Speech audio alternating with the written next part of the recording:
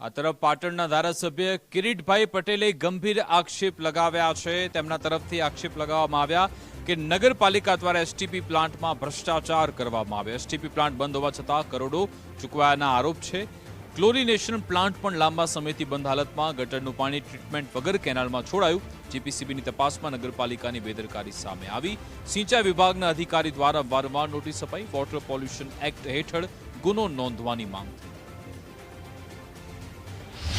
ખેડૂતોની ખેતીની સિંચાઈની જે કેનાલ છે એની અંદર ગટરનું ગંદુ પાણી કોઈપણ પ્રકારના પ્રોસેસ કર્યા સિવાય એની અંદર છોડવામાં આવતું હતું। વારંવાર સિંચાઈના અધિકારીએ પણ નગરપાલિકાને નોટિસ આપી છે।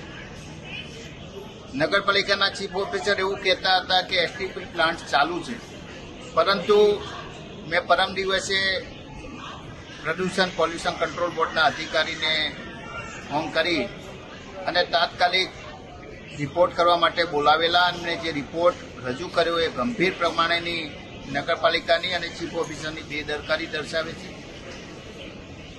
એસટીપી પ્લાન્ટના દર વર્ષે કરોડો રૂપિયાના બિલ ચૂકવવામાં આવે છે, પરંતુ અમે નહીં, પોલ્યુશન કંટ્રોલ બોર્ડના 2 સક્ષમ અધિકારીઓએ જે તપાસ કરી એની અંદર છેલ્લા ઘણા સમયથી એસટીપી પ્લાન્ટ બનશે, ક્લોરિનેશન પ્લાન્ટ બનશે અને આવું ટ્રીટ કર્યા સિવાયનું પાણી એ સિંચાઈની કેનાલમાં છોડવામાં આવે છે।